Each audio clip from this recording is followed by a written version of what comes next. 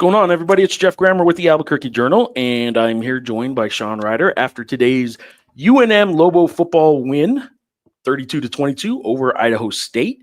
Sean, do you have any? First of all, welcome. You got your post-game stuff all done? Grammer, good to have you. Good to have you in the press box today, man. I've never had this before. Outside of the spring game, but that didn't really count. Why? It didn't really count. It counted. I don't think it did. Counted for me. Anyways, nice to have you in the press box today. Nice to be back at University Stadium covering a game again. Genuinely enjoy covering games here. It's a good time. I'm glad we missed the rain on this one too. A little bit of thunder from what I heard. So, for those that don't know, this is what we are looking at right now. No, not that. I am looking at that right now. You guys all wish that's what everyone was looking at. But yeah, about an hour now after game time, pretty much everyone's filed out except the press. And let's see here. Richie's already in telling us that the the rain was a cherry on top at the end. Richie. So interesting vibe check, right? Yeah. I watched the game, wasn't overly impressed. While I understand that this is a program right now that it would be ridiculous to be too critical of style points in game one, home game number one of a new coaching era, complete roster turnover, basically. Not complete, almost complete roster turnover, new coaching era, and a win's a win. But I wasn't overly impressed, and I think that was sort of the vibe in general, maybe in the press box. You go down and you do post-game interviews. Why don't we start with how the vibe was in that post-game presser with coaches and players? I think it was a pretty good vibe. I think the only guy that was kind of down, oddly enough, was Scott Humphrey. After rushing for 141 yards on 18 carries. That long 61-yarder that kind of at least sparked the running game for a little bit and kind of warded off whatever early anxiety was kind of in the stands. I think that made that 14-3. Was that 7-3? That was 14-3. 14-3, yeah. He was kind of like, I could have had more. I should have hit the holes better. He's like, the O-line did their job. They took care of it, but I need to do a better job. And I think he did a fine enough job, frankly, considering what he did. He had that massive 4th and 2 conversion on that drive late. He really there was that one drive, I think they had to settle for, I don't remember if that was a stop or not. I don't know. He had a really good day. But you watched the game, right? Yeah. You were there. I get the game flow screwed up in these shows as I'm thinking about it. But no, I thought he had a really good day and oddly enough was on himself. But look, Jason Eck kind of made it clear. It's like, I asked him the question kind of right off the bat. Is it more encouraging to you to see the kind of the guts that it took from your team, offense and defense? Because it was guts, on both sides of the ball to kind of close this one out and make sure that Idaho State didn't give you one last scare. Were you more encouraged by that, or were you more kind of frustrated by kind of the 3 quarters before that kind of puts you in that spot where all of a sudden it's, it is, there's a phrase I probably shouldn't use here. I'm trying to think of another one, where it's gut check time, right? Yeah. Where you have that. And he said, look, start of the 4th quarter, I was looking at guys and I was saying, like, this is awesome. This is what it's about. Like, this is what you love in football, the opportunity to go out and, slam the door and make it happen. You're kind of riding that line. But as long as you don't lose and you pull it out and you pull it out somewhat comfortably, like, yeah, it's a great feeling. Now, everybody kind of admitted, we talked to Jackson Eck, his son, linebacker, and then Scott Humphrey after the game. And everybody kind of admitted in one way or the other, in a more upbeat or less upbeat tone, this was not the way they kind of expected the game to play out. And part of that was, one, this is just a tough offense to play against. We all saw whether or not people consider whether or not people, I got to go back and look at this play, whether or not people think Shulikov, number 14, got that push on that one kind of ridiculous touchdown grab in the end zone and all that. They had very talented receivers. I was very impressed with Shulikov and Duarte. I give a lot of credit to Davis Harsin and Jackson Sharman coming in, alternating, back and forth and all that. I thought they did a really good job. I got to pull up the actual stats on both. Harsin was 17 of 26 for 181 yards, 1 TD. Jackson Sharman was 11 for 13, 84 yards. Harsin, obviously the son of former Boise State and Auburn coach Brian Harsin. I honestly was expecting them to be in kind of a rough spot today offensively, and they really were not. They did a pretty impressive job, and also the O-line I thought did some nice work too. But to have them kind of push UNM, I think there's some benefit to being pushed this early, being pushed this way, and being able to survive and all that. And I think it's important to be cognizant of that. There are still a lot of things they have to improve on and be more consistent on. And that was something that Eck kind of mentioned. And we can kind of go a lot of different directions later in the show with what needs to kind of get worked on. But as you said, a win is a win is a win. And it's hard to be overly negative, but it's hard to be banging the drum super positive about this one. All right. Well, I'm going to go with this real quick. First of all, we said on Tuesday, I can't remember if you agreed or not, but I thought it had to be about a 17-point win, at least to just send the message to the fans that was a magic number in my mind. It ended up being 10. And I don't know if that was enough to win over a whole bunch of fans. We'll talk about attendance in a minute. It was 17,000 plus. It was the largest. I mean, it deserves some context. Some people want to see that number and complain like, oh my gosh, how could it be that low? They've done everything right. They're bringing all these initiatives back. The context is that is the largest home opener for this program since 2018. Yeah. You don't sell out University Stadium like just because everyone says please come. It is going to take some time. This is a rebuild, as much as some people don't want it to be because they had a good showing against Michigan. Like this is still a rebuild. I thought 17,000 was fine. I did on Tuesday say 17,000 was better than I thought it would be. I'll say that. We did. I said an over under at 20,000. Both of us say under. While we were right, I'll tell you this, man. There were some third down stops where the crowd did just fine, man. Like 17,000 was pretty dang loud. Eck actually talked about that in the postgame press conference. He's like, I did notice at points, like it was getting loud. It wasn't so loud he couldn't like hear yourself speak, like hear yourself think or whatever. But it was. He's like, yeah, like I don't think it really had much of an effect on the game, but I felt it for a little bit. And he's like, that's good. That's encouraging. That's a step in the right direction. I would say that the student section at kickoff wasn't overly impressive. By the end of the first quarter, some late arriving tailgaters filled out at least one whole section over there on that end of on that side of the stadium.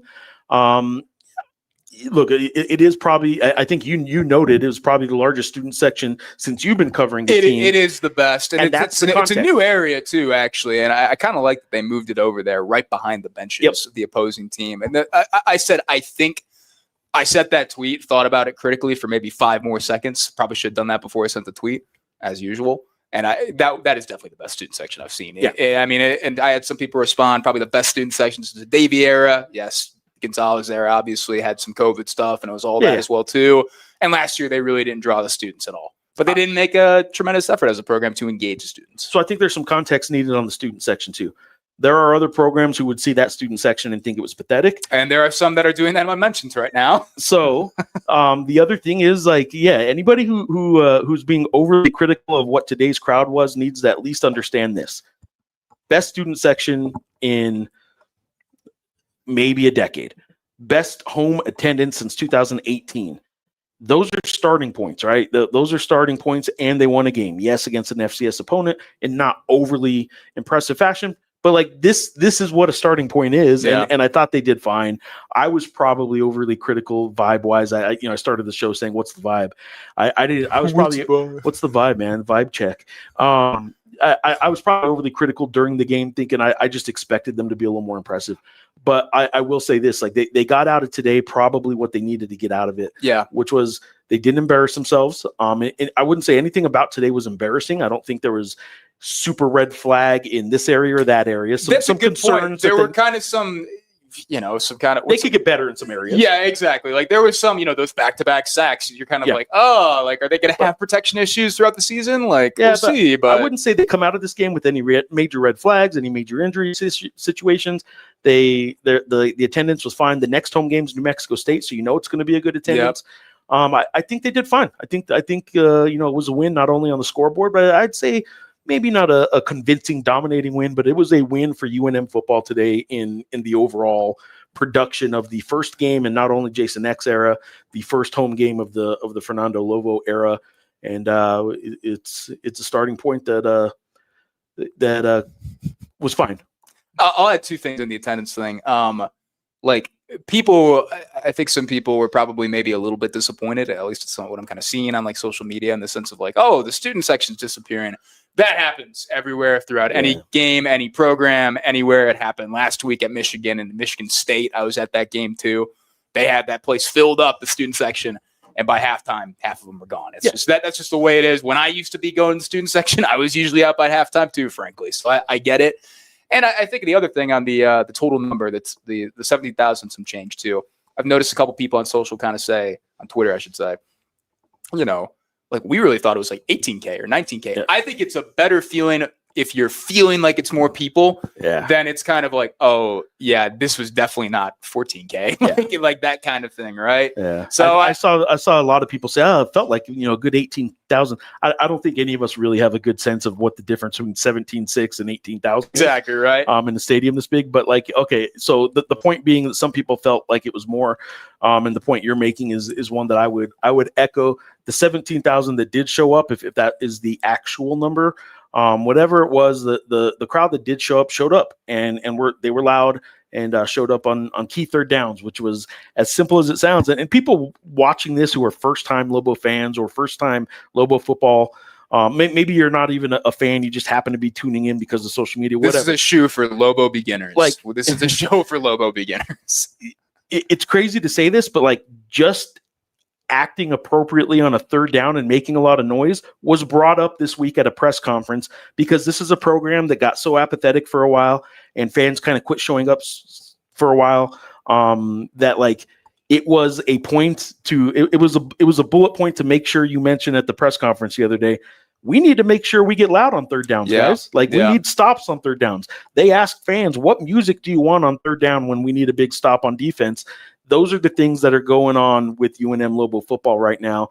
And look, it is what it is. That is where the program is right now. And like I said, overall, I'm sort of shifting towards a good starting point for the home era of the Jason Neck coaching era. Yeah, I think that's all completely fair. And you want to dive in this game a little bit? Yeah, real quick, Ben Wysong's already up on the screen. Oh, yeah, let's handle a couple comments, actually. And Ben saying he's proud of this team for finishing. Great first win for Coach Eck and crew. I think it is absolutely, it's kind of tough to go ahead. And I've said this a lot in the past with how much rosters change and how much rosters have changed here in the last couple of years, to be like, finally, like UNM is finishing and all that, because this just wasn't the same team as last year. Like, it's silly to kind of think that they were even were, with how many people, didn't come back and all that. But no, I think it's highly encouraging for fans to see a legitimate finish, kind of step on the gas and score what they scored. Was it 15-0 after the last Idaho State touchdown? Yeah. If you go to scoring summary here, I would say that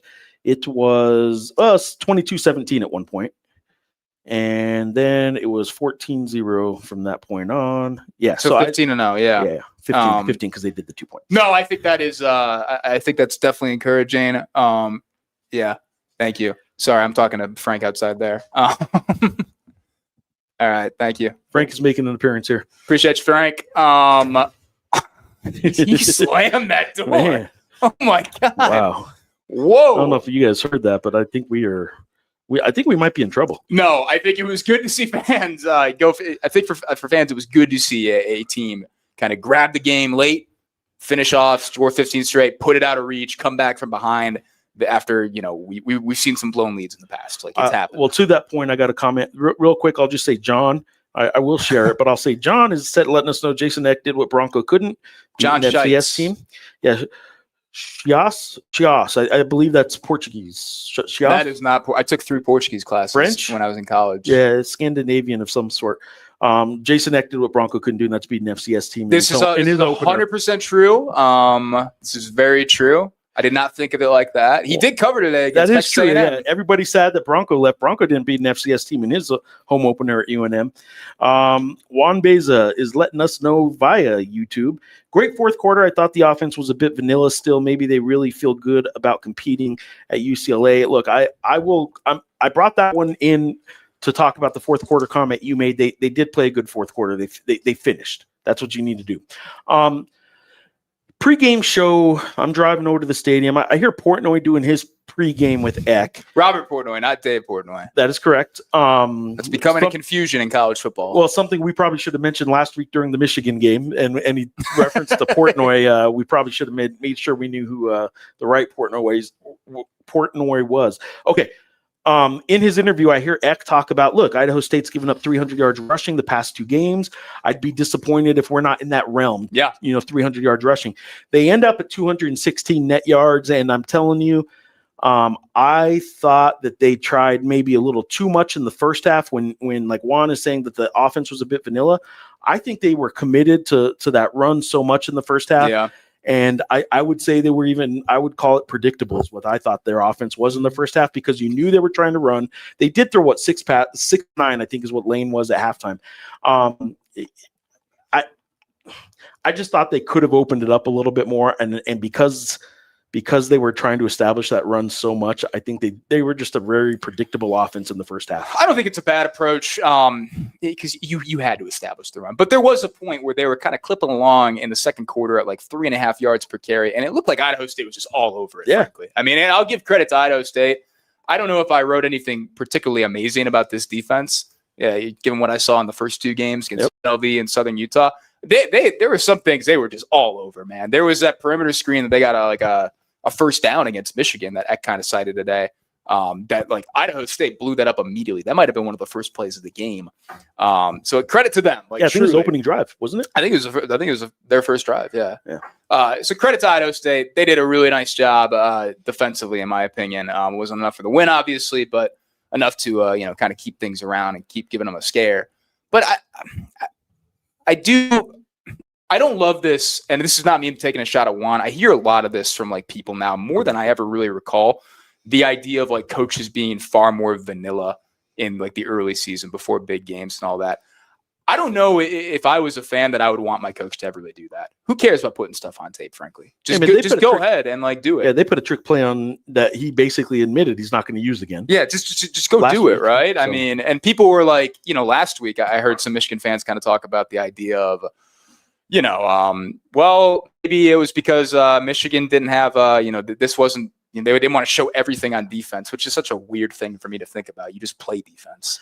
Yeah, and their defensive coordinator ended up coming out and saying, no. Like Wink Martindale said, like, that was everything we're going to run. Like, that's what you see is what you're going to get for the rest of the year. So I think that lull in kind of the early going was a bit interesting. And I think you could probably fairly say that they overcommitted to the run. But the idea of being too vanilla, to me, it's just kind of like, I don't know. Like, Juan, I'm with you. They were too vanilla. Juan, I love you, but I'm with you, Juan. I think they were too vanilla. I think they're a little too conservative. That's what, when I hear too vanilla, that's kind of what I'm going with. Is like they're probably a little overly the way I think about it, I'll say it to clarify, opening up the playbook or not. Yeah, opening up the playbook. If the playbook's 100 plays, you're only really using 20 of them this game. That's vanilla. Some people might think of it in that terms. I think that's what you're referencing. I'm thinking just more conservative. You might still have 60 plays, but you're doing like the very conservative version of every play. When they did get the big shot down here on the near sideline to us on that pass play, even that, I was like, they're going to go, if they get this first down, and they got one on a PI, I knew they were going to go deep. I just knew it. Like, it was so obvious. And I just thought they were getting so predictable there for a while that, oh well. They won, and this one shocks me. Red sombrero guy, whoever that may be, drove to Michigan last week and back. So awesome. That I have done that drive, man. That is not a good drive. Could the Lobos have played better overall? Sure. Does it still count as a W? And am I still going to take it? Yes. I am shocked that you're still going to take. Are you coming to the game next week? Or are you going? Actually, that I meant in 2 weeks, or 3 weeks actually, the New Mexico State game. But actually, it's worth asking you, Lewis. Are you going to UCLA? I'm curious. I'm wondering if you're going to end up going there or not. You did go to the Michigan game. LA is an easy drive. I mean, that's just park it and put it in cruise control and get to LA from here compared to the Michigan drive. Oh my God. Couple more comments and then I'll ask you for some more specifics, Sean. But Aztec 2 Tacoma via X is telling us, I think the offensive and defensive fronts need to improve a lot before conference, but a win helps build the confidence. And obviously, no disagreements on my end. I do think they got to get cleaner, particularly in pass pro. Still, this is something I kind of asked too. Like, I talked to Richard Pierce this week, starting right guard, and Richard kind of mentioned, coaches always say this, and we believe this. I believe this. The biggest improvement comes from game 1 to game 2 and all that. Okay. And I asked, at Coach Jason Eck, like, do you feel that you saw much of improvement there? And he's like, I think it can happen some that way. Like, I think you do improve for sure the most in the first half of your schedule compared to the second half. But it's like, I don't know if I totally saw it today. And he did mention a little bit, yeah, there was some there was a need to protect Jack Lane better, and there was a need to get more pressure, frankly. We'll have to kind of dive a little bit more into that as time goes on. But yes, a win does help to build confidence. At Tacoma, I got to give you credit. I kind of I said I didn't really think it was going to happen on Tuesday, whenever the last time we talked and did a show, Tuesday, that CJ McBean would get some reps at field safety. I didn't really think that was going to happen. You shouted out. He did get some reps today. So I was wrong. That's my bad. Pathetic. Really. I know. What kind of guy am I, man? I'll jump ahead to Richie real quick. Richie saying it's the 4th straight year they played Eck, meaning Idaho State. So they've got a good feel probably for what he wanted to play and all that kind of stuff. There might be some truth to that. They were probably familiar with him, but at the same token, they I kind of said today, they kind of threw some stuff at him that he hadn't seen out of them before, and it was a brand new defense and all that too. But they kind of quarterback situation. I mean, yeah, he said that kind of made things tougher. The fact that they were rotating so much, and he said you could tell against Southern Utah last week that they wanted to run it more. They just couldn't run it. They couldn't run it with Cook. I thought Harsin and Sharman were really good today, picking up the when they needed to on the ground. Grego on YouTube is telling us he would like to be in the slot more. Like the tight end to be in the slot more. I'm assuming Dorian Thomas. I think that will be coming. Like the tight. Yeah, I left out a pretty key part of that. Griego doesn't want to be in the, well, maybe he does. I don't know. But I would like the tight end to be in the slot more. I think that will be coming more in the games ahead on the schedule with Dorian Thomas and Cade Keith as well. Would you like to be in the slot more? Absolutely, but I'll settle for the players doing it. I'll say this: I might have a concern about whether or not there are enough weapons in the passing game. If there are enough receivers, very that are targets. fair, and that's something that I kind of wrote about during camp. Dorian Thomas helps a lot. Cade Keith, when he's got favorable matchups, helps a lot. Yep. But yeah, no, I mean, Michael Buckley, I got to look at snap counts, and let's even look who got catches today. Yeah, I'm just curious if this is going to be something that rears its head all season. Is I don't know that they have enough weapons at receiver to be a very good pass. Yeah, I mean, and it's so early. Sean Miller coming off injury today, no catch. I think he had a target and a drop. Ziel Smith, 2 catches for 17 yards. I think Smith is going to be fine this year. I don't think he's going to be maybe even a 500 yard receiver, but I think he's going to be pretty good. But yeah, no, and Keegan Johnson, no catch. That might be a little bit concerning, but he also got laid out on that one ball. Yep, that one deep. So I think that's a fair question. I don't think they've really answered that point. Quite yet. It's just they have enough. Yeah, and it's at the worth monitoring kind of stage. That's all. Yeah. It's game 2, and we've said it before. You're not going to learn everything you need to know about this team from the Michigan game. You're not going to learn everything you need to know about this team from the Idaho State game. And frankly, the UCLA game may not tell you everything you need to know. But the New Mexico State will tell you absolutely everything that you need to 100%. know. 100%. We give you free reign to overreact to any result. Which it won't be an overreaction at all, really. John Romero is in YouTube letting us know, congrats to the Lobos. I was there. Being critical pass blocking needs to be better. Would like more passing. Was a bit conservative offensively. That's sort of what we just got done talking about. I should have pulled it up when I was saying it. I agree with you, John. I kind of mentioned it. There was some disconnect in the pass game today, pretty visible, especially on some drops. The timing was just not right on a couple of those. I'm thinking of one the opposing sideline. I think it was Ziel Smith, and that Lane just threw that ball right behind him. Yeah. There was a back shoulder throw that. Well, I assume that's what it was meant to be, a back shoulder throw, that it almost appeared as though the receiver didn't realize it was going to be a back shoulder throw. There's some stuff there that's got to get cleaned up. So that almost makes me think to a certain point when it was, phrase I shouldn't say, gut check time. Yep. That they were more willing to rely on the run. And frankly, Scott Trey was, look, that guy kind of right now for this team is the ultimate. Put the ball in his hands and good things usually happen. And that was kind of the case today too. But yeah. Brown Sugar saying what I don't actually believe, Brown Sugar. It actually looked like 18,000. It was 17,600 announced. I don't think 17,369. that's 17-6 if you round it up appropriately. Okay, 17-3. Anyway, I don't think it looked any different from 17-3 to the 18,000. I can't tell what the difference of those two numbers are. I will say this: it looked fine relative to what it looks like here. I think people need to know that, like, man, it's been pretty dismal here. Even when they were announcing 12 for some games, it was probably more like 8. So if today was announced at 17, I thought it looked proud.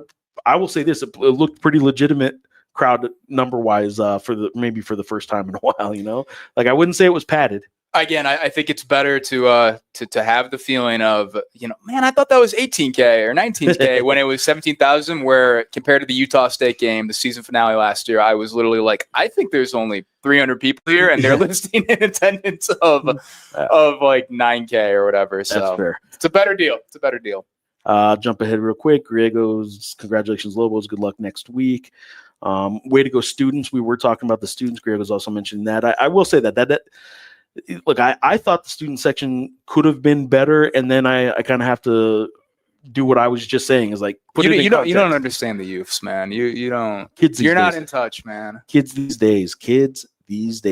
John Romero is saying that. So this is interesting because I have another one I'm going to jump to. Actually, I'll jump to Lucas's first. Lucas, our sports editor, back at the office, has a comment. And if I scroll down here and this was talked about ahead of time, so that's what this is about.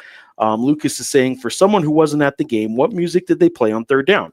Again, that was sort of the question coming in, is like, you got to get loud on third down. They put a poll out. What music do you want them to play on third down? And I voted for La Bamba. The winning, and again, Kimberly Eck, actually, I remember on social media, said that's the one I want. X gonna get you, or X gonna give it to you. You are not in touch with the youths, man. X is going to dreadful. Get it. X is going to get it for you. X is gonna get you. He's gonna get you, young people. Yeah, man, that sounded pretty old. Yeah. So that is what they did there, fellow old person Lucas.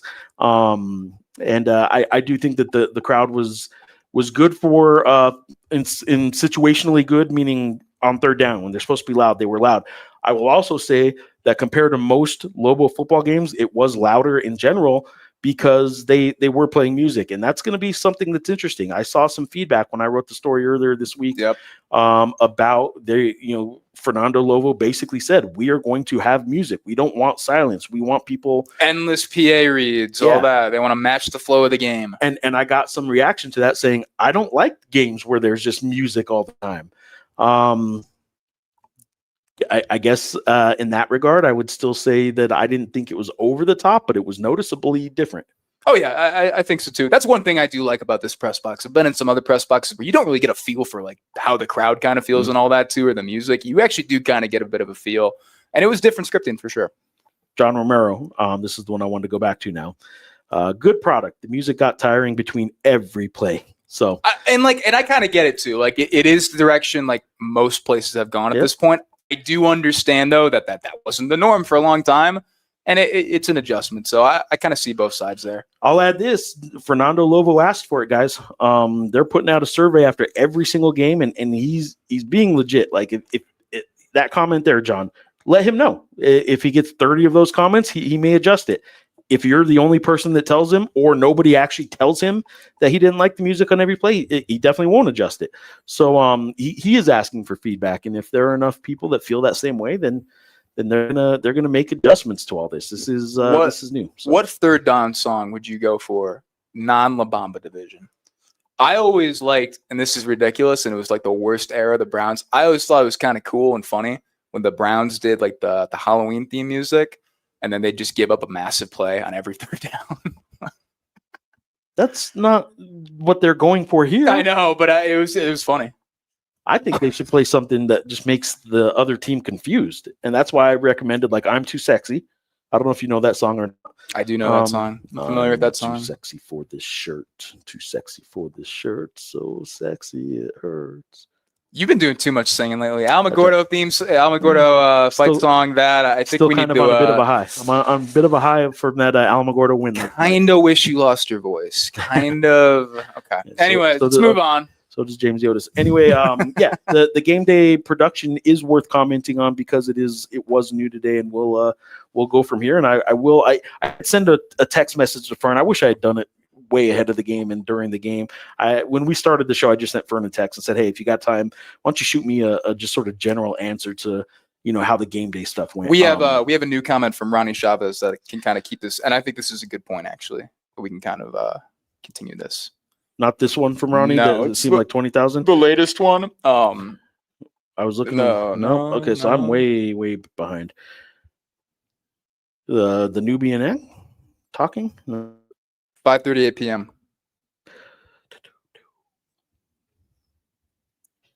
Okay, so here's this one first. Yeah. 5:35 p.m. Ronnie is saying horrible choice for third down music, and we're going with.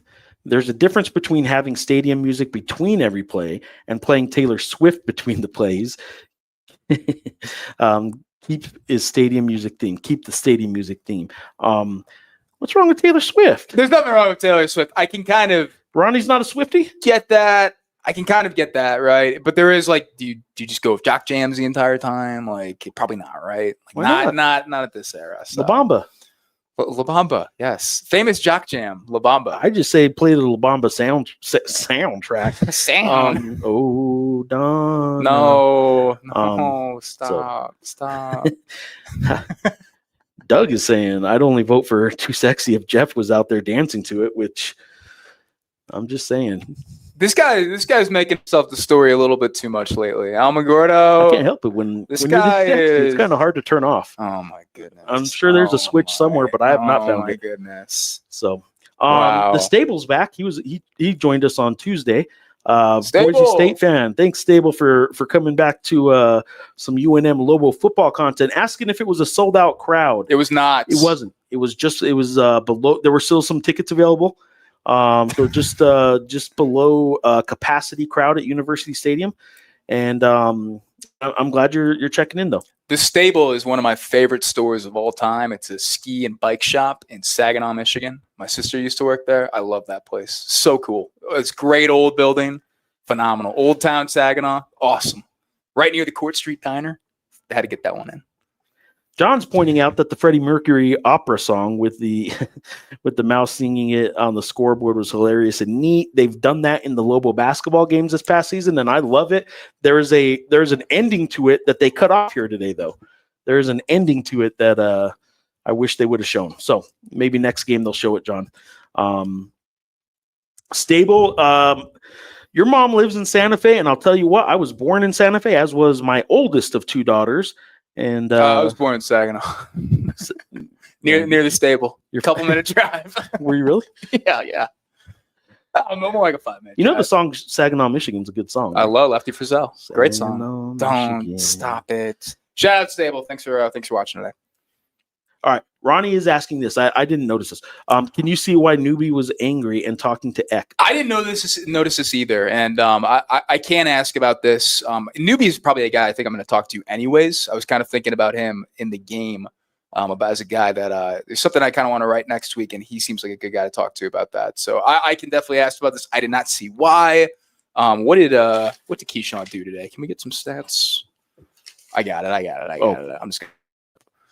What did Keyshawn James Newby do today? Real quick. Yeah, 4 solo tackles, 1 TFL, 1 pass breakup, 1 quarterback hit, 1 forced fumble. So Keyshawn James Newby has said multiple times that he is a perfectionist. I don't know if he was all that happy with the game that he had today with that in mind, but that's a pretty solid line in my opinion.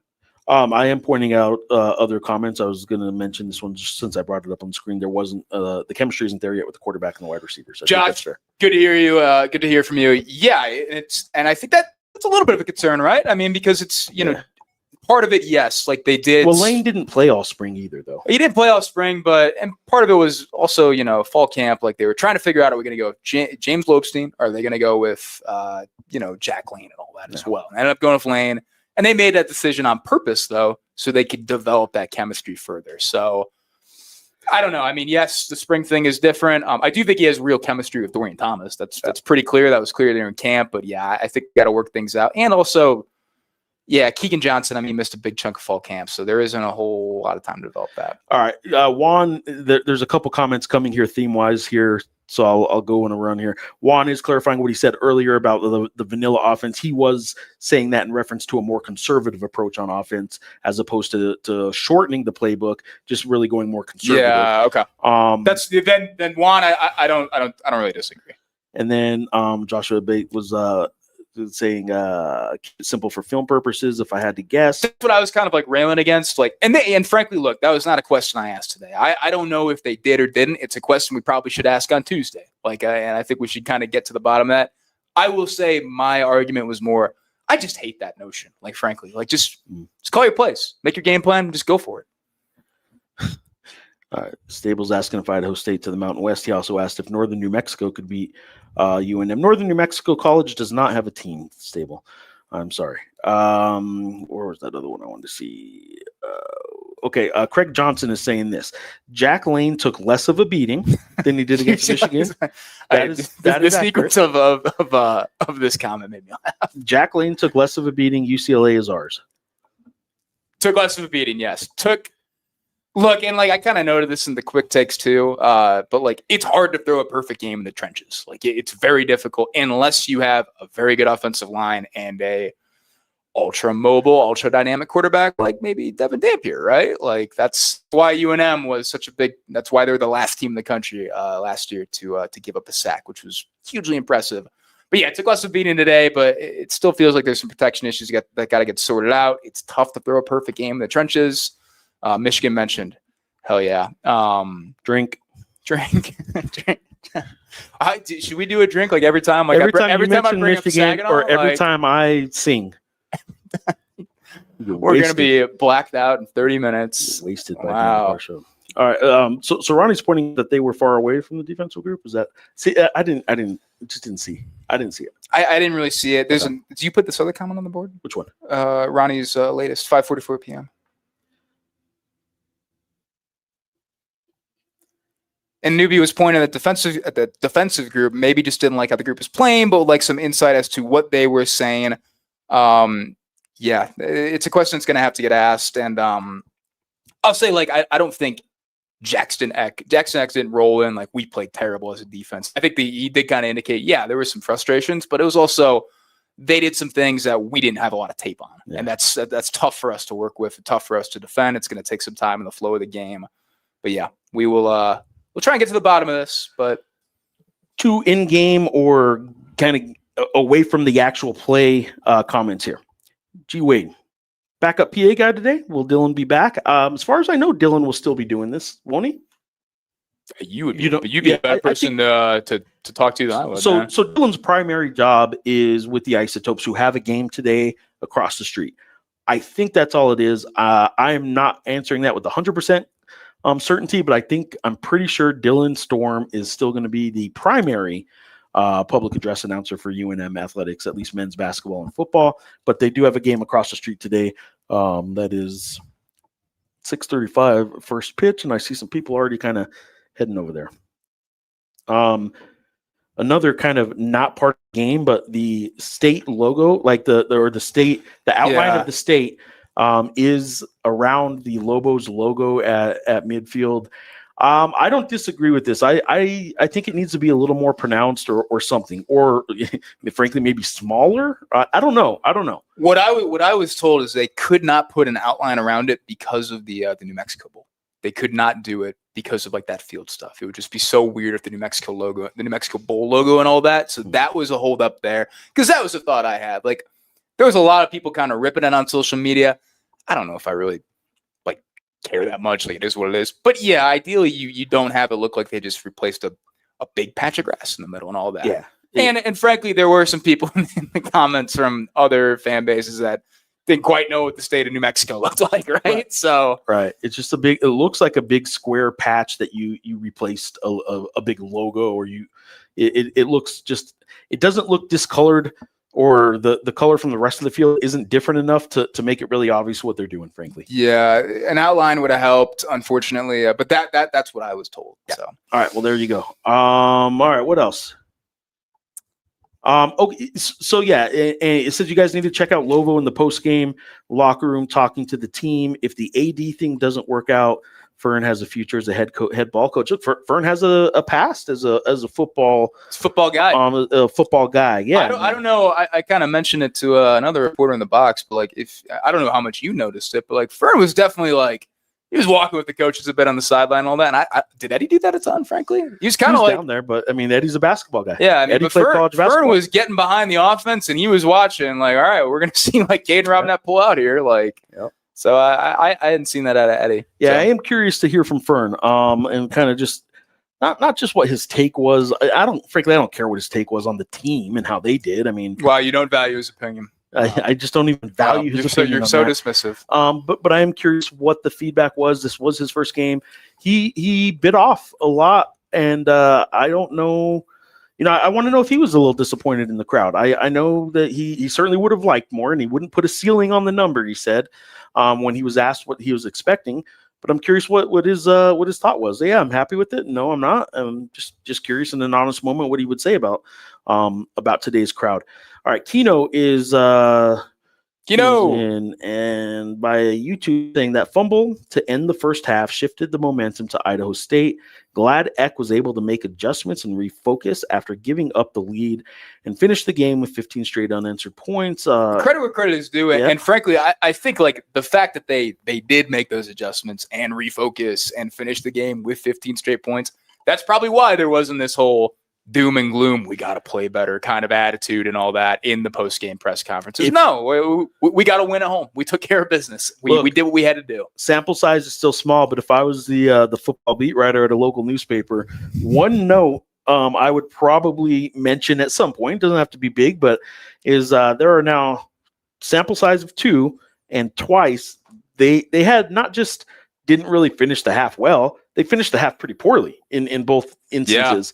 Yeah. For different reasons, but one was kind of over aggression in the first game, but momentum going into halftime, like some people think it's overblown, right? And who has the ball in the second half to start the second half, and momentum in general, some people think is overblown. I would say that like going into half for 2 straight weeks, the Lobos left you with a little bit of a like it could have been better, but they just didn't have a good end of the first half. So we'll see if that becomes a trend. I don't know how many teams like actually have a repetitive habit of not finishing the first half well. I mean, some teams don't finish well, some teams do finish well, but at halftime, I don't know if this will be a recurring theme or not, that they've now had 2 for 2 in poor ends to the first half. We haven't mentioned it either. The fumble made me think about this.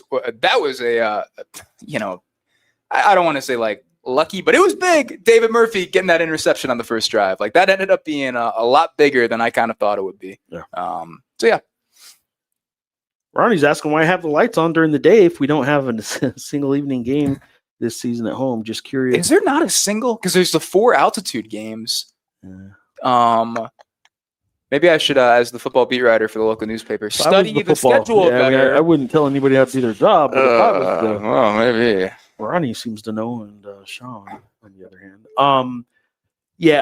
I'll say this. I don't like that there aren't like any night games, apparently. I just didn't even like the fact that this was a middle of the day game. I love that this is a middle of the day game, considering that they have 2 road Friday games at night. That's if I was the beat writer, I'd love that this was a middle of the day game, not a on deadline night game. The beat writer. Right.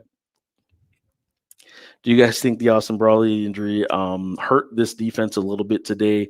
Because the defense struggled. I would say yes. First of all, because he's a baller. So yeah, it obviously hurts some. How much of an impact? It's a question I kind of asked Zach in a different way. Hey, you had CJ McBean and Drew Speech and Aaron Smith rotating in at field safety. How did you feel they kind of performed today? And he said they thought they were pretty good. There's some things that got to get cleaned up and all that. It wasn't the deepest answer in a certain respect. I think this is a better defense with Austin Brawley out there. Yeah. I feel pretty safe saying that. Like that guy knows, exactly how to play in this defense. He knows how to communicate. He knows how to get guys in the right spot, and that goes a long way in football. But yeah, I don't know if I could pin so many things on on the fact that they didn't have Brawley today. This might be something I write about in a notebook tomorrow, by the way. If you were the beat writer. I'm going to go back to Fly to Sky 505's comment in a second because I think that's I do want to revisit that. But Ronnie is saying the latest game on the schedule is NMSU at 2, and the Nevada game is still TBD.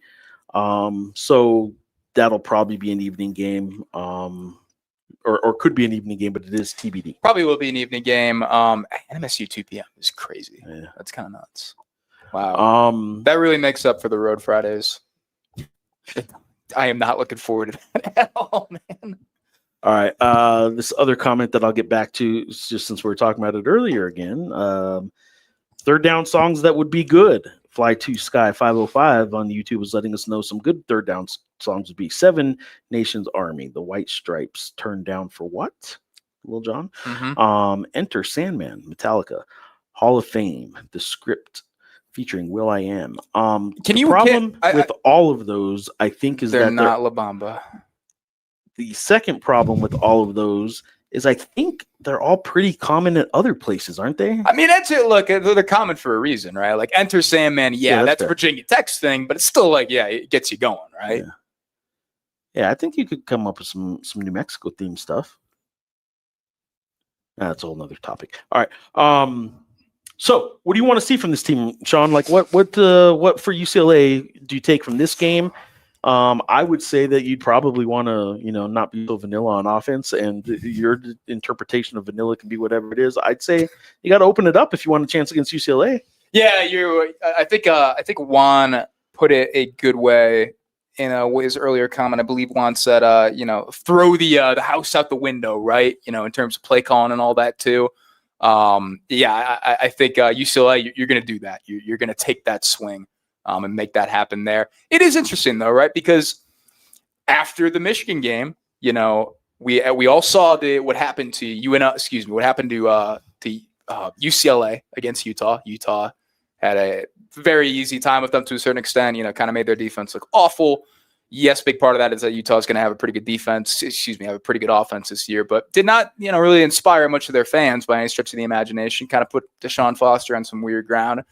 Whereas UNM had a pretty good showing against Michigan and kind of really got fans into it, and people really started to kind of circle that UCLA game a little bit. Where do you kind of think? Where would you put it right now? Should UNM expect to not only compete but win with UCLA, or where would you put it right now? I mean, should they? Could they win? Yeah, I think so. I mean, UCLA is a beatable team, but I wouldn't expect it. I'm not. That's the way I feel too. I think it's good to have an expectation, and I think it's completely fair to have an expectation that they should go to the Rose Bowl. They should compete, and if they've Jackson Eck talked about this too. He's like, we kind of played up to Michigan, and we kind of played down to Idaho State today. We got to just play our level. I think if UNM plays at its level and does, takes care of what it takes care of, they can give UCLA a run. Whether they win or not will probably come down to some breaks and all that. And and I also do think, look, people were kind of dogging on Nico Iamaleava in the Utah game and all that too.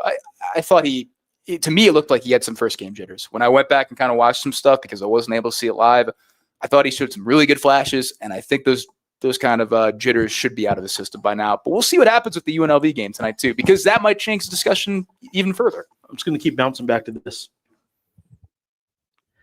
X going to give it to you as a good third down song. Hawk James, I'm sorry. I actually agree. I think it is. I think it's better when it's X going to get you or whatever I said. X going to get you. X going to get you.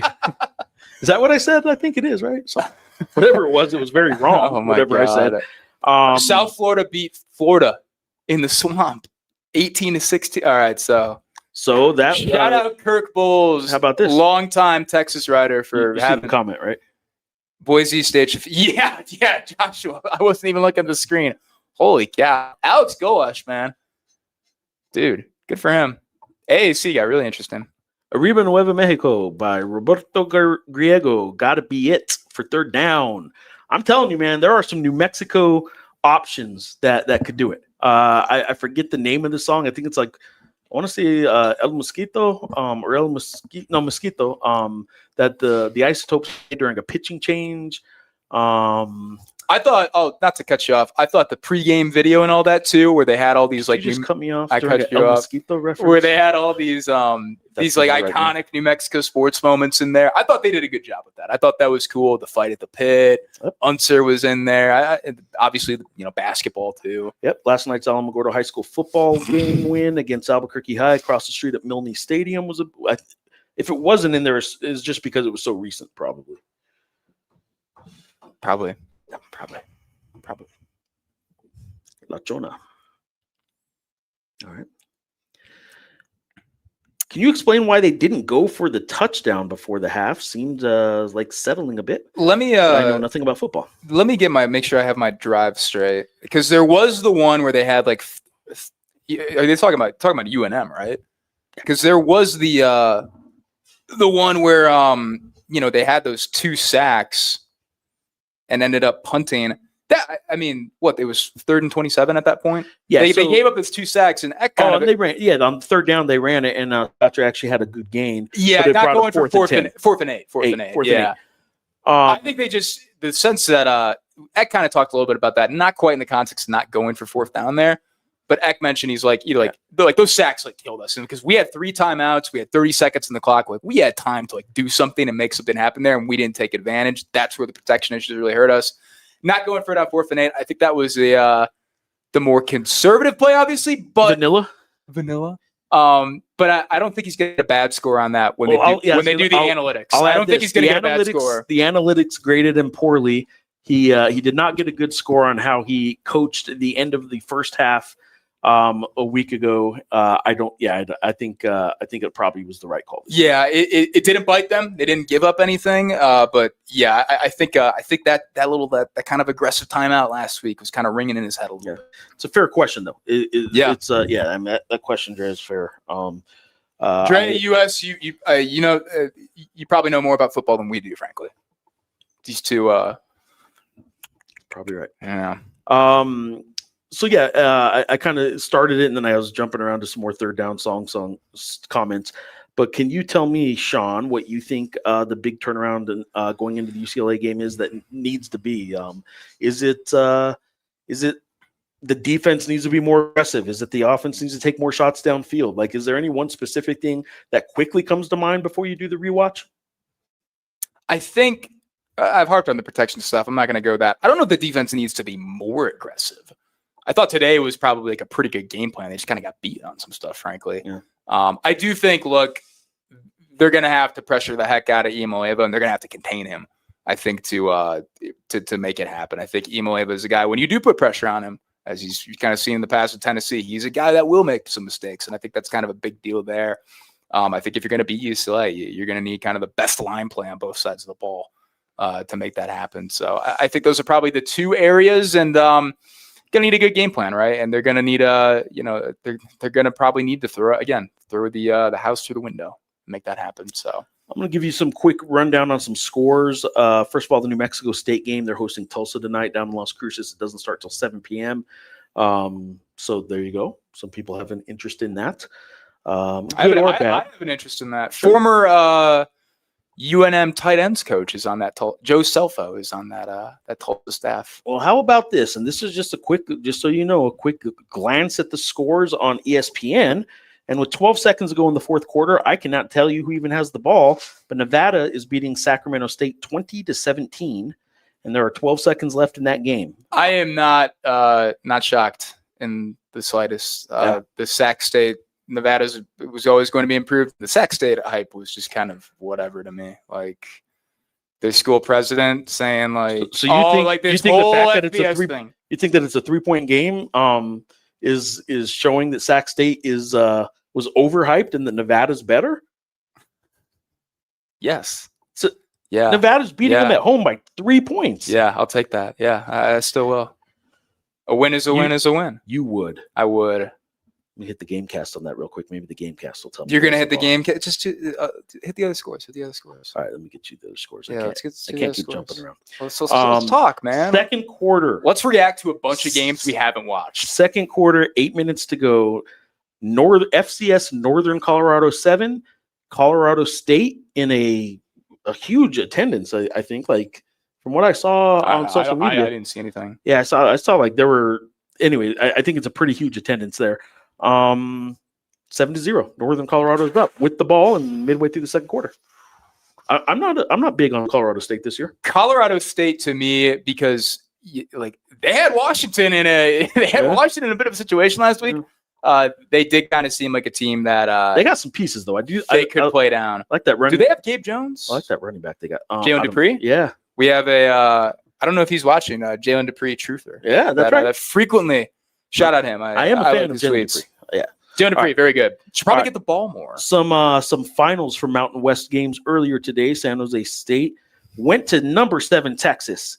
Got a big second quarter touchdown, but still just came up a little short, 38-7.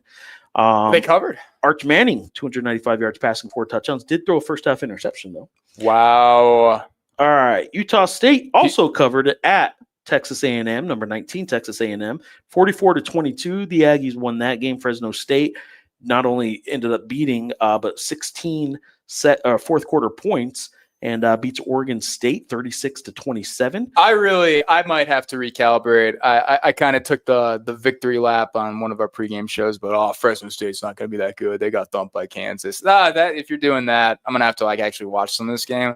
That's pretty impressive, and stacked on top of what they did to Georgia Southern last week. So you're wrong. That is my way of admitting that I might be wrong. I might be. Final. Jury's still out. Let's get to conference games. Final from Laradice, Wyoming 31, FCS Northern Iowa 7. This seems like a good time. First of all, I like Wyoming this year. I'm high on Wyoming. I didn't know you were high on Wyoming. I'm high on Wyoming, low on... You were watching that Akron game and just licking your chops. Like, ooh. Akron's what, the tire city, the rubber? They have all those rubber plants? Yeah, I like calling them the Zips because that's what they go by. Okay, thanks. This seems like a good time to bring up what I was about to bring up. A really good point. Lobo basketball player, 7'1", JT Rock, who played at Iowa State last year and has a great name, JT Rock. JT Rock, awesome name. Yeah. They had a Get to Know Your Lobos video earlier this week, did the UNM Lobo basketball team, asking them just real basic questions, favorite movie, favorite this, favorite that, favorite food. JT Rock, 7'1" basketball player for the UNM Lobo basketball team. Favorite food is grapes. How do we get to this? We were going through scores. I'm very talented. How did we get to this? Yeah, I'm talented at this stuff. What was the Boise final last night? They just kind of put the wood on Eastern Washington. Although Eastern Washington kind of they didn't. Yeah, 51-14. They died hard, but hey, they're kind of rolling with it. 51-14, good bounce back for Boise. It doesn't matter who Boise. It's not with the Boise. Z. It's Boise. Sorry, Stable. If you're still watching. Yeah, maybe we shouldn't have overreacted on the Boise State losing to South Florida stuff. That is, dude. This wouldn't be fireable for Billy Napier. What is Napier's buyout? Do you know? I don't know. I have to look that up. Let's think about that. All right. Mateer carves up Michigan tonight? Question mark. I'm gonna say no. I'm leaning Oklahoma just because of Mateer. I think they're gonna do certainly a better job on him than Southern Illinois did. But I think Mateer is really talented, and I've been high on Oklahoma because of that. We saw him play here. We're looking out on this field right now last year, and I thought he was really good in a lot of respects too. So Michigan by 50. I will lean Oklahoma, Keno, and I do expect Mateer to make a really good player too. Ronnie Chavez is saying that they were talking about it in the crowd. JT was sticking like a sore thumb. There are people are pointing at him like, "Why is this guy like grapes?" This is like, I think it has more to do with the fact that he's probably 7'1" in the land of enchantment that doesn't have a whole lot of 7'1" guys walking around. Oh man! All right, okay, good talk. All right, good stuff. Penalties. We dominated shows in the past, and last week talked about it quite a bit. I said to Lucas this week, I do not want to spend a post game talking about penalties the whole time. And here we are. How many penalties did the UNM Lobos have today? 2? 2 for. Let me check how many yards. I think 2 for 15. Look, last week it was 1 for 5. 2 for today 13 it was 2 for 13 yards. That is 3 penalties for 18 yards. Idaho State did not have a great day of penalties today either. 9 for 99. All right. Thanks, man. All right. Let's do this here. Royce Lackey III on YouTube is asking us, what is your grade for Jack Lane tonight? He follows it up with apparently his options are C- or D+. Yeah, that's a good question. And I think I wouldn't go D. I would not go D. I think but I wouldn't go above D C. to me is D to me is when it's like C. You're actively losing the game for them. He didn't turn it over, obviously. He did show some guts kind of running in for the TD on that one play that just kind of broke down in the red zone. But I don't know if I would go much higher. I think like C is kind of fair. I don't know if I go that much higher. C seems fair to me. But I will say too, like all right, like we could talk about the disconnect with the receivers. They haven't built the chemistry up. Like how much of that is on him? How much of that is on guys not being available and all that too? Because I probably was going a little too hard on that earlier. Like they did have a bunch of receivers out for stretches during fall camp. But I would probably go. I would probably go C if I was being super generous. B-, but I'm gonna go C here. No, C-. I'm in the C range. All the respect he earned last week was because he took a beating and kept standing up. Let's not forget that like taking a beating in a football game sometimes has like long-lasting effects. Sometimes more than even just a week. What are you insinuating right now? I'm saying that he probably didn't. Look, you know this better than I. How much did he get every rep this week, or did they go conservative or vanilla with him? And maybe was the offense a little conservative because the quarterback was a little bit beat up after last week's Michigan game? It's possible, but not confirmed. This is all speculation, right? Why would we let that stop us? Don't let the facts get in the way of a good story, Sean. Yeah, it's possible. That is my journalistic advice to you, young man. This is speculation, but no. I don't think Lane did anything for them to lose them the game. Yeah. That is some good stuff. In recent years, you have seen quarterbacks, good and bad, do things to lose UNM football games. And Lane, I think that's probably one of the great strengths of Lane. Is that he is not a guy who's going to consistently make those mistakes, right? How about this? What do you think was going through the coaches' minds when he ran a couple times? Honestly, there was one run, oh my gosh, where I kind of like did look down to the sideline and I was like, what are they thinking about this? Yeah. But also that is one thing too. Offensive coordinator Luke Schleitzner told me during camp that they've kind of coached Jack a little bit more like, hey, if you got 8 yards, go take it, go run for it, slide, and make that happen. So he, 5 carries. Net of only 4 yards. Obviously, you got tackle. No Lobstein today. Packages, correct? I'm not misremembering. I think that's right. I'll look at the participation while we're talking about that. Even if there was, I think it's fair to point out that it didn't play a significant role, even if he did get in again as I kind of pull it up. But it's interesting because. We got the impression that obviously went in week 1 against. Let me put that in there and take this off the screen.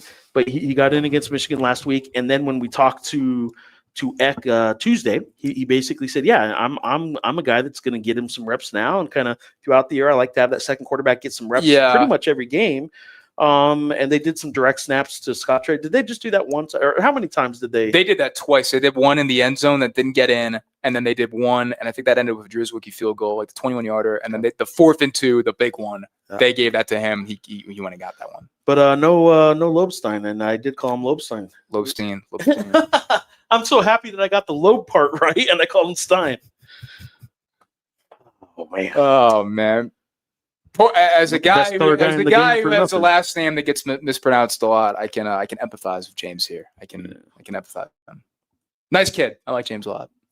Uriah was walking with the guys, and man, he's tiny, but he'll dunk it on your head. If he dunks on my head, I will not be happy. That would ruin my day.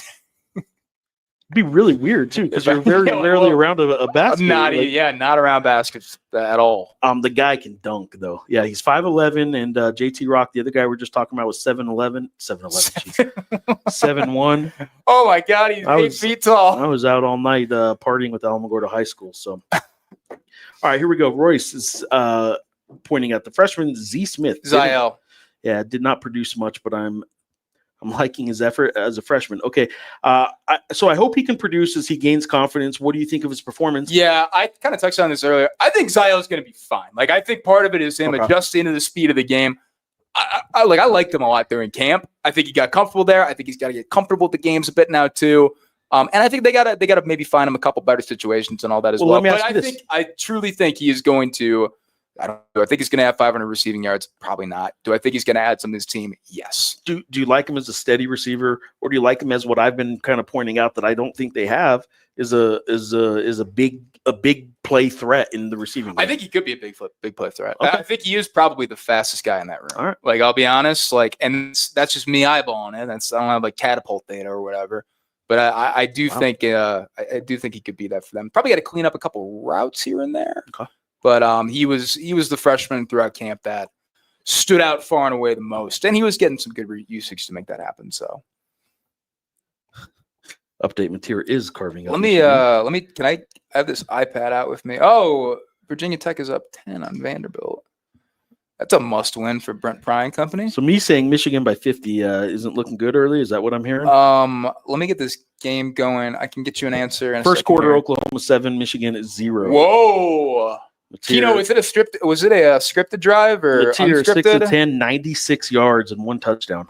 Wow. 6 of 10, 96 yards, more than 5 minutes left in the first quarter still. So there you go. But that's it. It's all Michigan from here on out.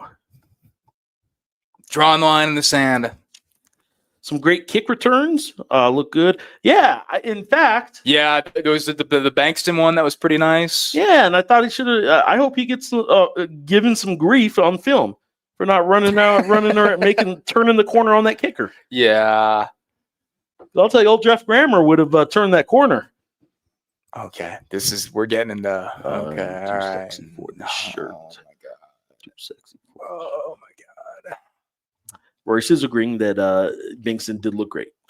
He did. He looked great. I thought he should have turned the corner on the.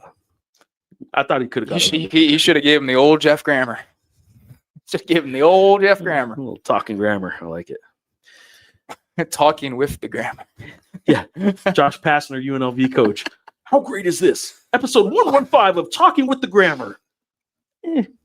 Call it what you want. If you have not watched Jeff's interview with Josh Pastner, you absolutely need to turn this show off right now. I will tank our numbers on this show so you can go experience Josh Pastner talking with the grammar. I will say, of all the podcasts I've ever done, that's one of them. All right, Ronnie is saying, was it me? But was Humphrey missing for a period of the game? If he was, I didn't really notice. I think they took him out of drive. I mean, that was probably it, though. Yeah. Like, I don't think it was.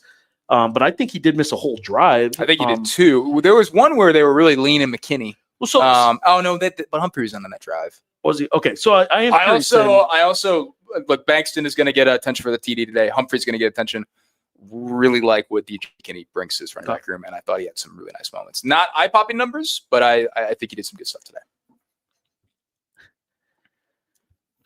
Juan Rodriguez is asking via X, were the offensive calls we saw in this game vanilla due to the O-line play or the play of the Idaho State defense? But we are in agreement that they were vanilla.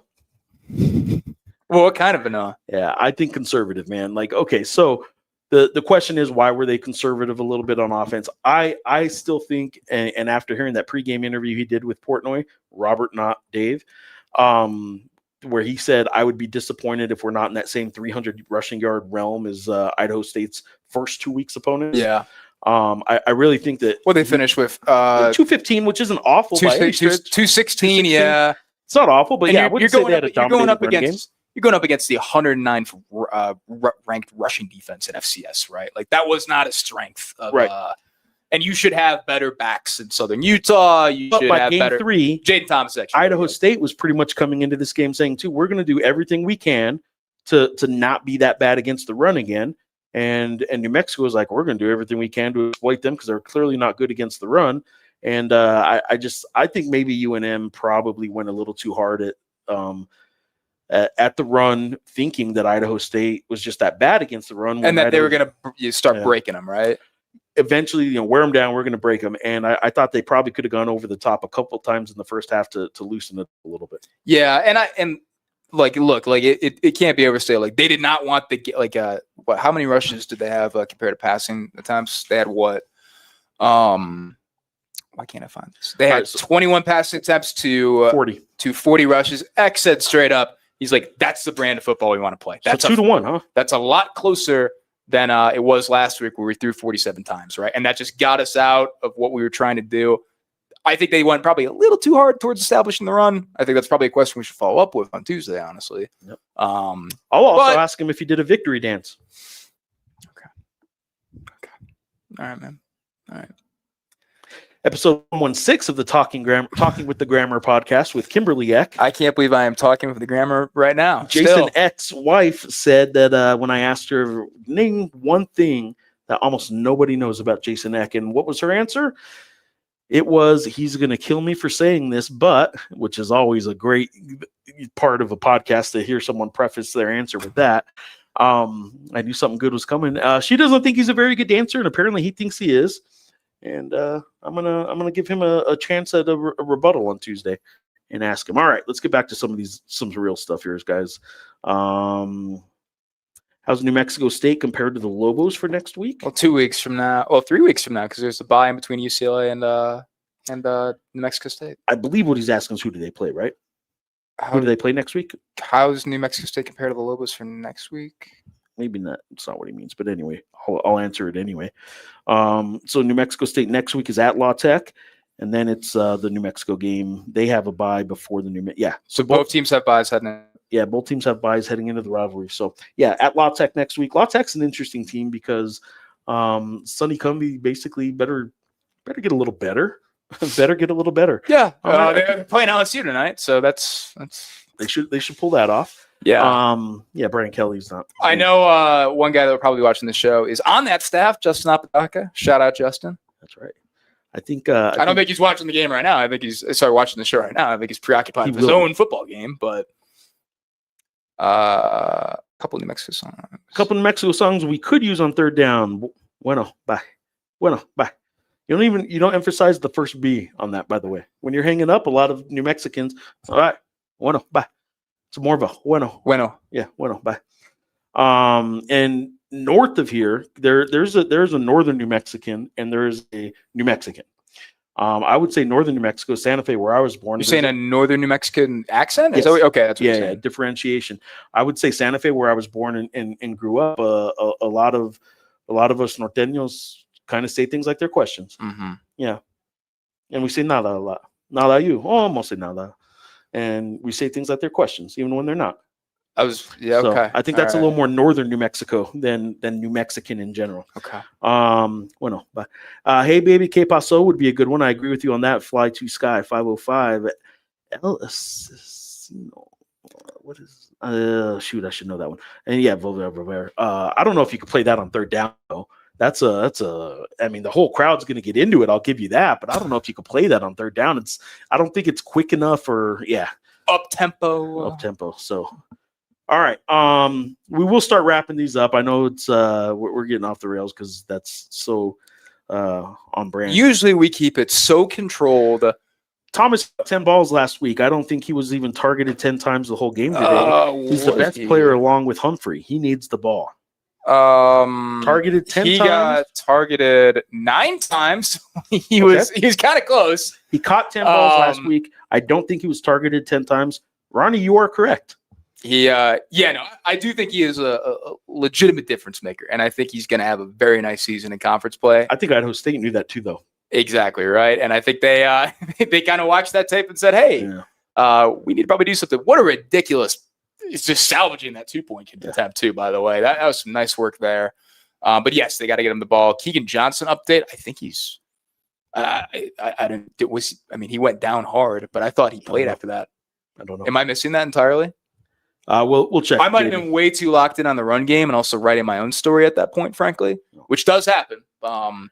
But no, we can make that happen. All right, I will also add, UNM said they were going to do availability reports for every game, not just conference games. They did not file an availability report this week.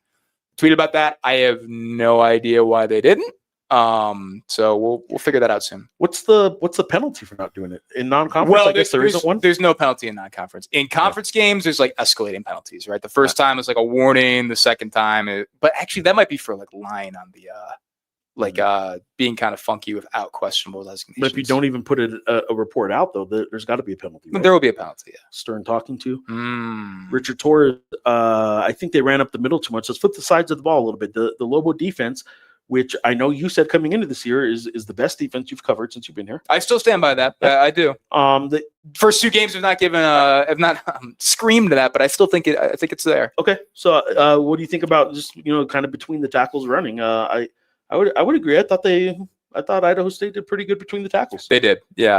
I'll give them that too. And they kind of were showing a bit more of like a 5-man front than anything else too. So I think that was giving them problems as well, and they were not adjusting to it immediately. So. Game day experience. John has a comment. The concession prices were fair. Thank you, UNM and AD Lovo. I like to indulge in the goodies. So, they got the $4 options. I will check in on that, by the way, because that is the kind of content I bring to the table. I will ask how many $4 hot dogs they sold, how many $4 popcorns, how many $4 waters, and how many $4 sodas they sold.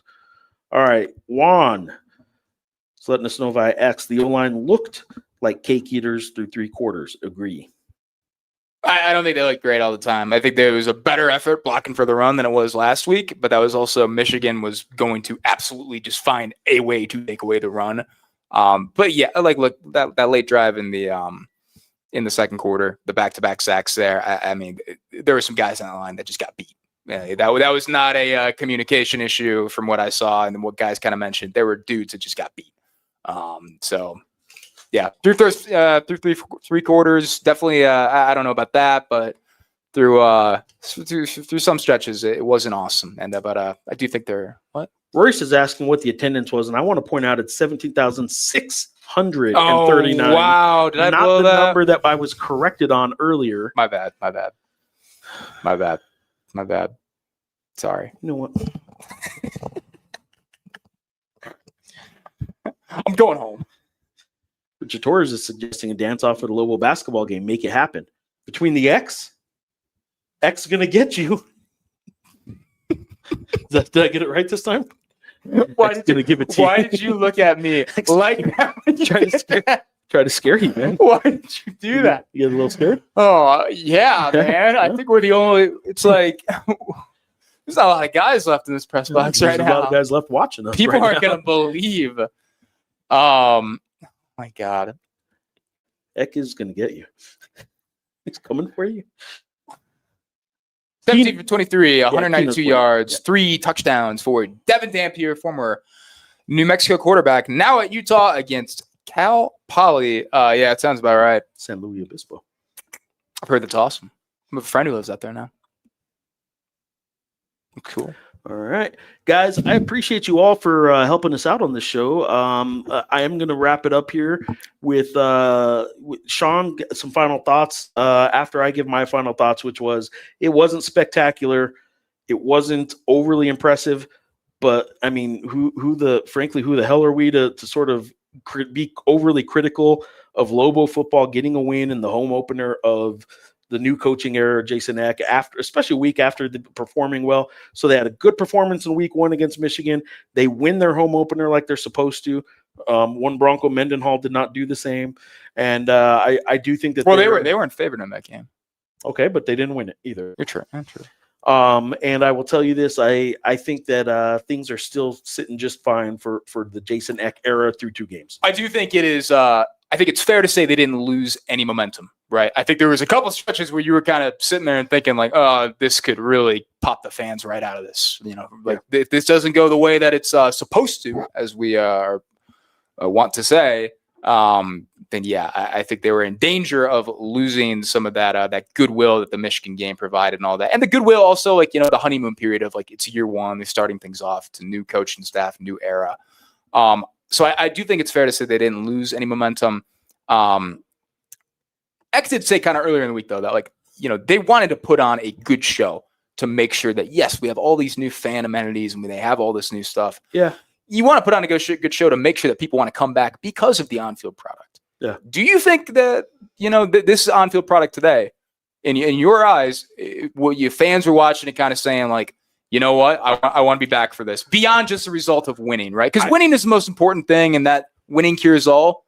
People are going to show up for probably a winning product more often than just a good product. I thought the offense last year was pretty darn good in a lot of respects, but it wasn't drawing a lot of fans. I'll tell you this. I think the one thing that might keep fans away is the time of the game, because some people don't want to sit in the 1 p.m. sun. Very fair, right? And that's something that I'll say they don't control, meaning it's not a stadium amenity. It's not an in-game,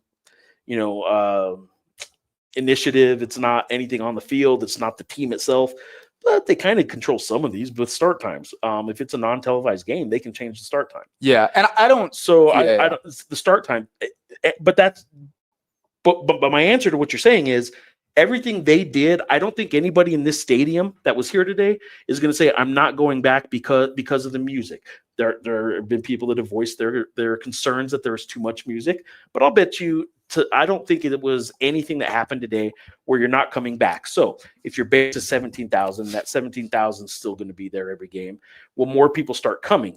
That's what will only come with the win. I don't think the on-field product scared anybody away from saying, I don't want to watch that. That's kind of how I feel too. I think there's a world where you can say that Idaho State kind of, and I wrote this actually, Idaho State kind of stole the show to a certain degree. I mean, they really, shorthanded and all, they really gave UNM all they could kind of handle. Idaho State did what New Mexico did last week. Yeah. They're going home probably pretty happy with a road loss. Now, Idaho State probably a little more disappointed because they thought they could win this game, and UNM probably wasn't in a real world, in an honest moment, thinking too much about, we really should have beat Michigan. Yeah. But Idaho State today, I think probably thought they had a legitimate chance of beating a New Mexico team. Absolutely, right. And I think, look, again, I'll just reiterate. I don't think they scared any fans away, but, you got the dub. Yep. You made that happen, all that as well, too. But I don't know if they gained that much more from today, right? Well, but that's also, this is a game where usually you only have more to lose than anything else. The improvement from game 1 to game 2 also applies to the game day experience, right? Yeah. So that's why I want to talk to Fern and kind of get an idea of what his impressions were and what the complaints were, right? I mean, fans will let him know, doing the survey. I did get here pretty late, and I can tell you that, man, that traffic around the stadium in the half hour or so, the 30 to 40 minutes around game time or leading up to game time, the traffic sucks. I was also surprised as I'm walking into the stadium about 15, 20 minutes before kickoff to see how many people are still tailgating. And these are, if you're a tailgater and you're wearing all red. That's been a chronic problem here, right? Like 15 minutes before kickoff. And I will say that's a problem at a lot of places. Fold your chairs up by then, man. Or don't complain that it takes forever to get in the stadium when everybody goes in the stadium at game time. All right. We got a couple more that we should catch up on.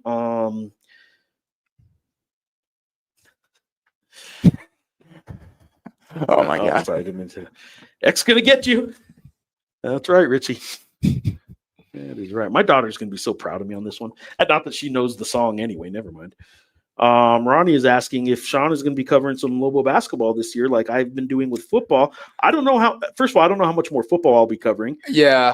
We'll be doing post-game shows and weekly shows. I don't know how many more games I'll be at, but we'll see. You're also about to get soon into yours. Yeah, they're about to start practice in a couple weeks, guys. Yeah. I don't know, Ronnie. I don't know if I can take much more of this consistently. So we'll see. I'm too sexy for Sean Reider. Oh my too sexy for God. Reider. Okay. Sexy, it hurts. All right. Let's run through the next couple comments. Prediction for the UCLA game. I think UCLA still wins. I don't know what the spread's going to be. There's a good chance, unless I'm just really off target on this, that I would say New Mexico will cover the spread of what the experts will give. I think New Mexico will perform better, but I will not predict a win. I withhold any possible prediction until I see what happens with the UNLV game tonight. UCLA, UNLV in Vegas. I will withhold that. You won't give a careless prediction before you see the team play. That's yeah, I don't get it. But this is kind of an interesting situation, right? Like a lot of common opponents lining up and all that as well. I do think this is pretty interesting for us to kind of think about and study, honestly. But yeah, I'll withhold. Royce is saying winning isn't the most important thing; it's the only thing. And that's 100% right too. You're 90. You're not wrong. Royce, you're not wrong. They do got to do some things around the stadium too, though. Yeah, you need to make it a better experience. And and I will say too, I've heard a lot of people in the past talk about, and maybe this is a very vocal minority. And hey, I love the triple. I grew up in high school. I played in the Veer in high school and all that too. I have an affection for it. Some people I've heard, they ran the triple, and that's why fans didn't care, and the Davey era and all that as well too. I think the Davey era, but I don't think it was just the fact that they ran the triple. Yeah. Like there was some other things to probably turn it off there. Yeah, and that could be a whole other different show. Youth sports are happening at 1 p.m. People work on Saturdays. I was working. There would be an extra 5 and after 6 p.m. So, but I don't know what the number is. That's not necessarily true, Joe. I mean, like that's. Well, I don't know what the number is, but I think he might be right that there would be a little bit more. A little bit more. 5,000, I think, is a bit much considering that we've had a lot of late home kicks, and it has not been awesome by any stretch in recent years. I'll say this based on history is like at some point UNM has to start sticking with something. That's true. This is a program that changes its logo and its uniforms and it's all this and that, and complains about the UNM-MSU mix-ups all the time when they're always having different uniform combination and this and that. Like, stick to, hey, every Saturday afternoon at 1 p.m. is our game. Do that for 4 years in a row. Pick a game time. Pick a uniform combination if you don't want to get confused or people not recognize you regularly. I think there's a lot of things that consistency helps with in marketing. Yeah. Unless you're Oregon, changing your uniform every single week doesn't give you a brand identity. Yeah. I mean, so I think there's something to be said for that. I think they've done a good I'm job. No expert, well, on a tangent, I think they've done a good job the first 2 games with the uniforms. I think they both look. I thought they both look pretty good. I'm okay too if you're just keeping it like a red to white kind of switch too. That's okay. Like honest, I prefer it when it's that simple. Like truly, like if you have something good going, just have 2 colorways and make it happen.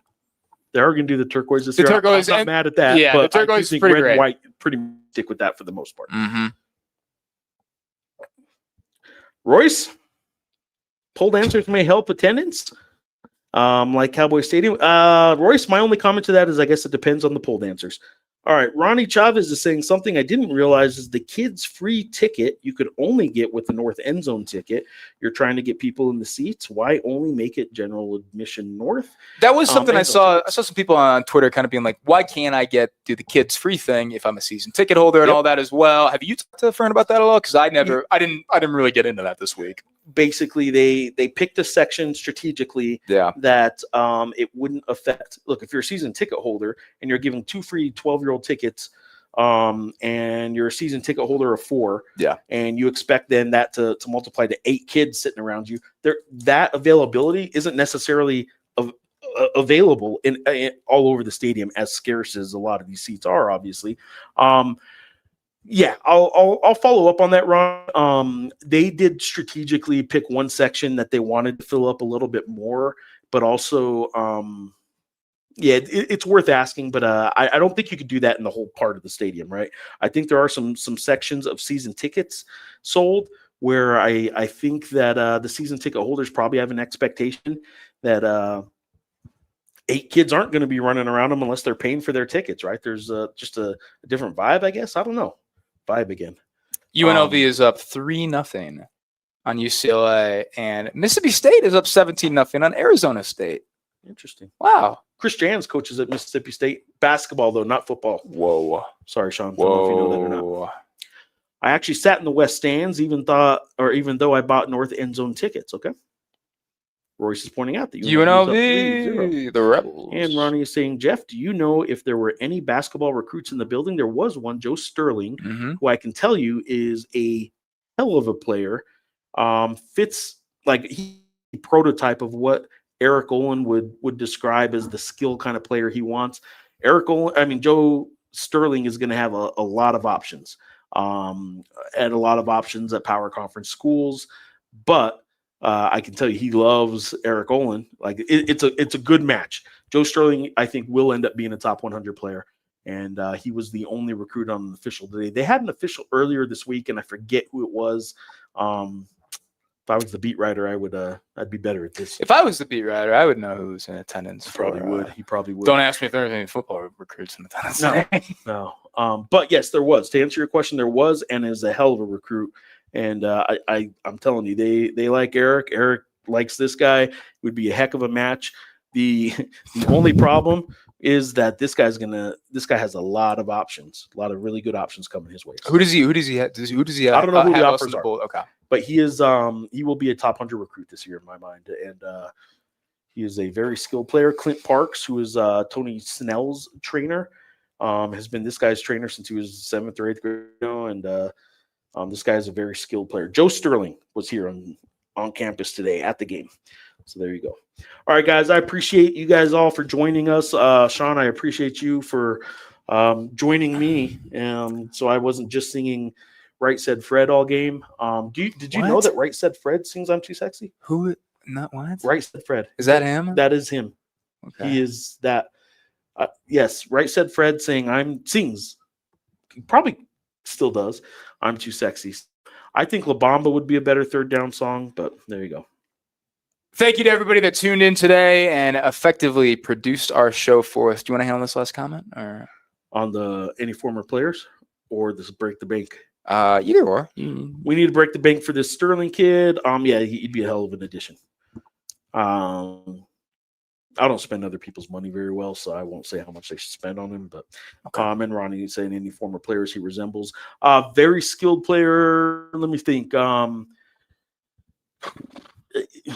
See, I don't think this does him justice, but I would say there is some resemblance to a Roman Martinez, who I don't think that does Joe Sterling justice in how athletic he can be.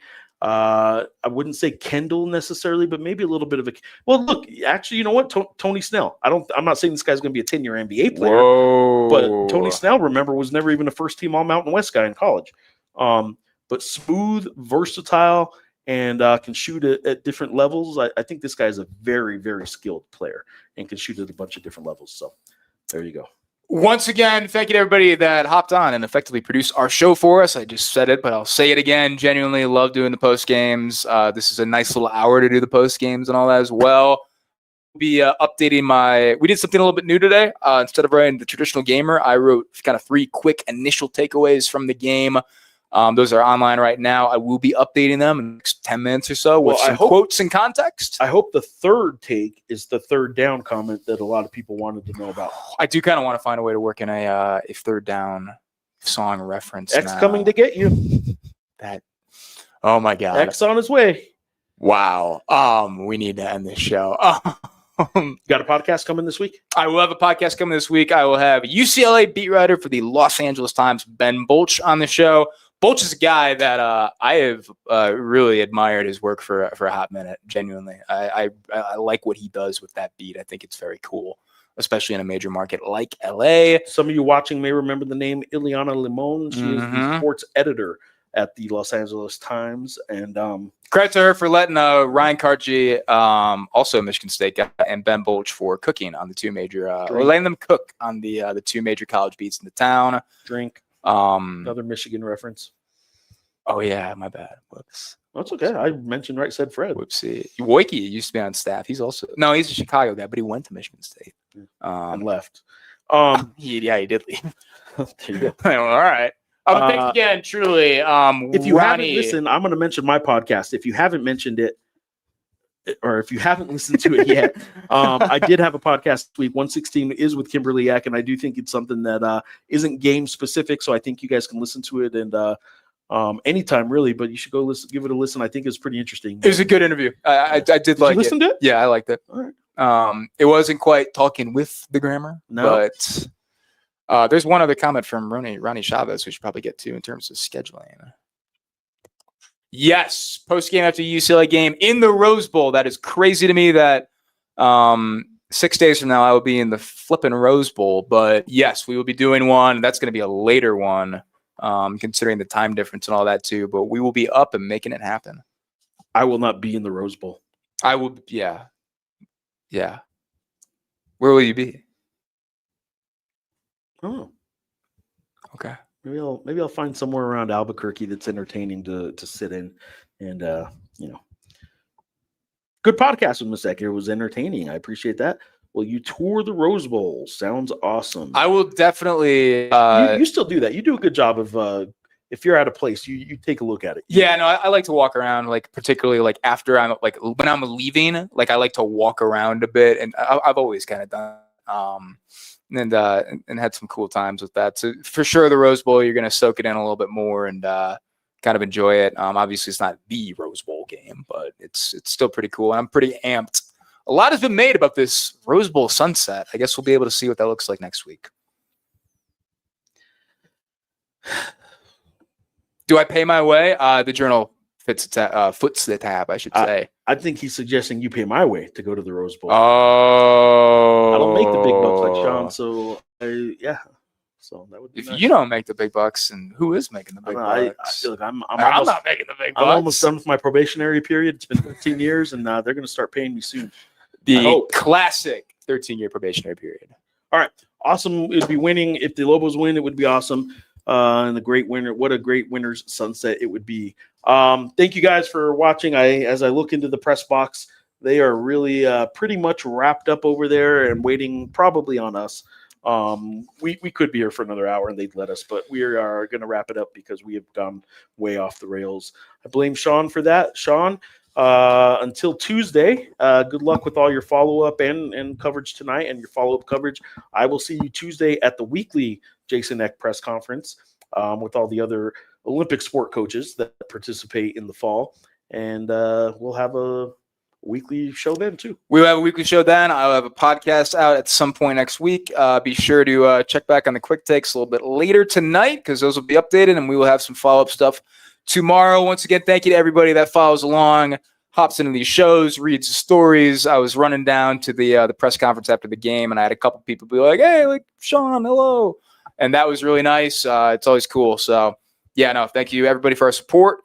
Please subscribe to the podcast, subscribe to the Journal. And yeah, enjoy it. Yeah, whoa! What are you doing? What could you possibly be doing right now? Enough of me.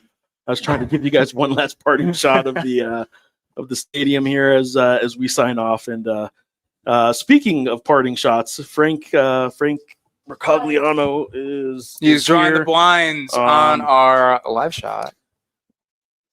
Oh, do you have a live shot? Oh. No, we're signing off right now. And there's Frank right now. Frank, get out. Frank, how was game one of the home season for you? You know, weird one for you, right? Do you want to talk into the mic a little bit? Thank you.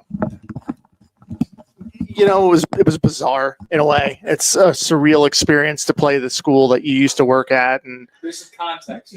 You have a degree, and I have a degree from Idaho State. I worked there for 12 years. The helmet. So, yeah, and Idaho State's wearing the helmet that I designed with the logo I designed. So there was a lot of weirdness to it. Frank didn't design the helmet. But. No, I designed the logo. But, you know, it was fun having them. There's still some people there. The equipment manager was one of the players when I was there. They had a booster that was a player. Two of the boosters' kids were players. 5 Bell was one of the sons. So, I mean, that part of it was really fun for me. I'm glad that's over because I wouldn't want to have to play that school all the time. I root for Idaho State when they're not playing us. But I thought things for my end went well. The press box went well. Conference went well. Geoff Grammer showed up, which was a rarity. You did well. We have food at our games. We don't have food at basketball. So Geoff amazingly showed up and got some pulled pork sliders. I may start showing up more. One topic that actually came up quite a bit. The third down song. Did you have any say in that? That was basically a fan poll. Fan vote. Yep. And so that's what they did. I never hear stuff like that because I'm up here and I don't.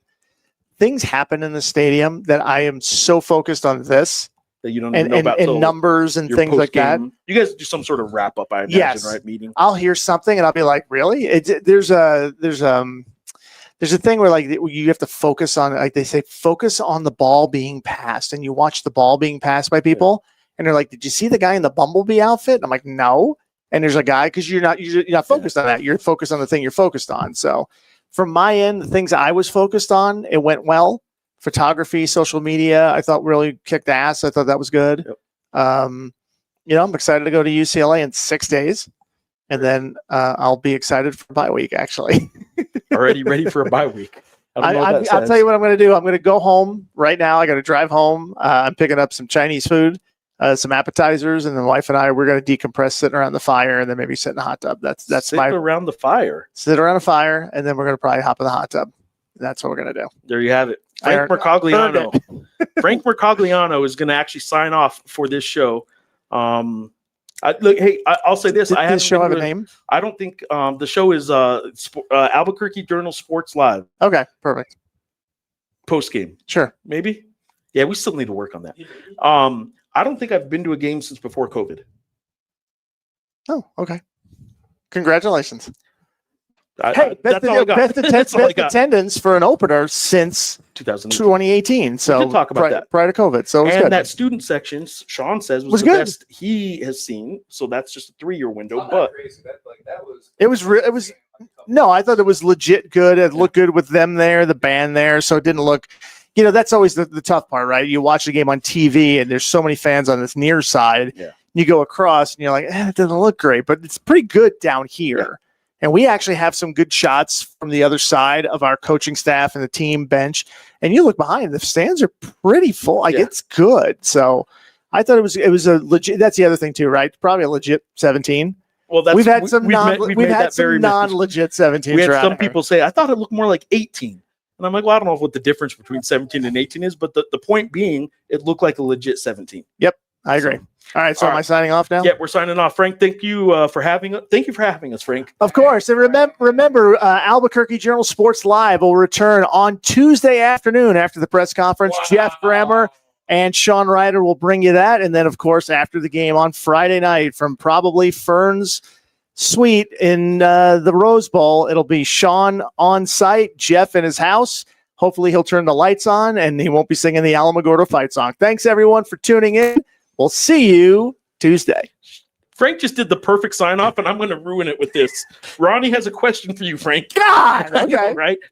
First of all, thank you for a great sign off. That was perfect. Frank, can you confirm if the band is bigger than years past? Yes, I can. The band actually grew by about 40 members. So they are bigger. It is breaking news. Yeah, breaking news. They're about 40 or so bigger. Better content than we had our whole show. And here's what I knew. The reason I knew that is because they were bringing them the food pregame, and they were like so many kids carrying, and I had a golf cart with like a thing in the back. I was like, just put it in the thing, I'll drive it. And Jeff Harmon was like, yeah, we got to have more food because we got 40 new people. And I'm like, oh, well, there you go. So yes, 40. Hey, remember that sign off Frank just did? Remember that, guys. We're signing off this time for good. Thank you so much. See you guys Tuesday.